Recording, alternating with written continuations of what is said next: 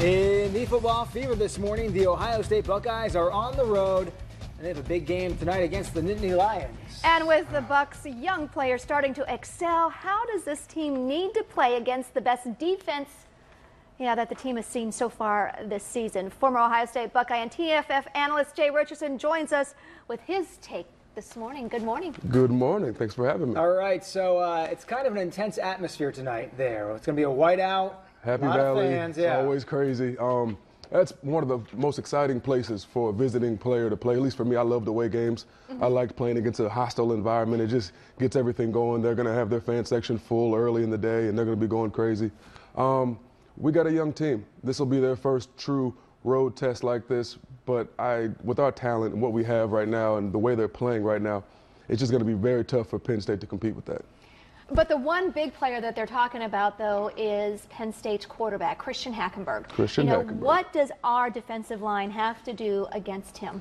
If I'm Bosa, Washington, Bennett, and those guys, I slept like a baby last night because Christian Hackenberg, good quarterback, actually. His numbers don't always reflect that. The guy's got an NFL arm, a lot of NFL potential. A lot of coaches see him at the next level. Problem is the guy's in front of him blocking for him.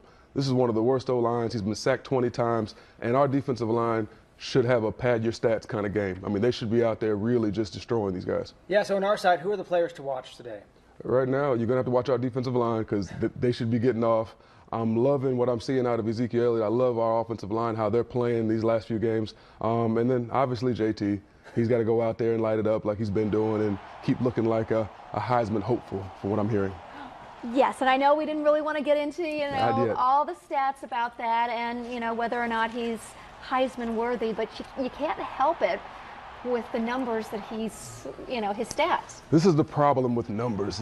We get so caught up in what he's doing, and I'm a huge fan of his. And the kid's such a poised, mature young player, and I think he's got a great grasp of this offense. And I think he's possibly a better decision maker on the field than Braxton at times, and you can see that in his turnovers. He doesn't have many. He's very safe with the ball, and he's smart.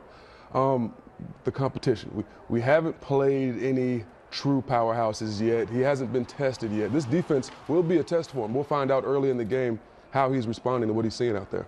Now, we, for the first time ever, had 4 games in a row with more than 50 points. Oh, yeah. I think we're going to see that again tonight. We are lighting it up right now. Yeah. This is not the same defense we've been seeing. Right. Those windows are going to be a little bit smaller. Their team is very good against the run. If I'm Ezekiel, I'm really going to have to be patient. These holes aren't going to be as big as they were last week. But we're just better. We're just more talented. We're just more physical. We're bigger. We're stronger. We're going to win, in my humble opinion.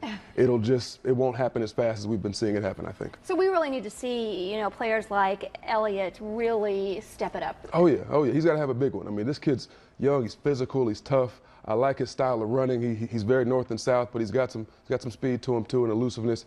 He's just got to have one of those big days. All right, we got to talk about game day predictions here. Okay. What do you think? What do you have a crystal ball, a pretty good crystal ball, so I don't know what you're seeing. So we've been seeing, in the upper 50s and all Yeah, of we these. certainly have been. I'm gonna take us down just a small notch. I say 42-17. All right.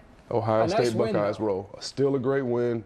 We'll take care of business, and hopefully these pollsters and these people who are ranking us will give us a little bit more respect. Well, yeah, we've had those, those big numbers with the, in the 50s. Does that make it better that we might be, playoff worthy? I mean, do we have to beat these next teams, with that much pad? Honestly, yes. With as watered down as our conference is right now, in order to really get their attention, and I mean, the AP polls and all of that, you really got to put it on these teams, and you have to have these dominant wins so that it appears as if there was never a competition and there was just never a chance, so that we have to separate ourselves from the rest of our conference. And it's going to take a lot more of this, throughout the season and in Michigan. It'll be like that loss never happened. Exactly. That's it. God, such an awful loss.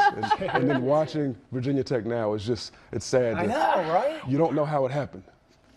It was a fluke. It was in the past. We all have bad days. Jay Richardson, thank you.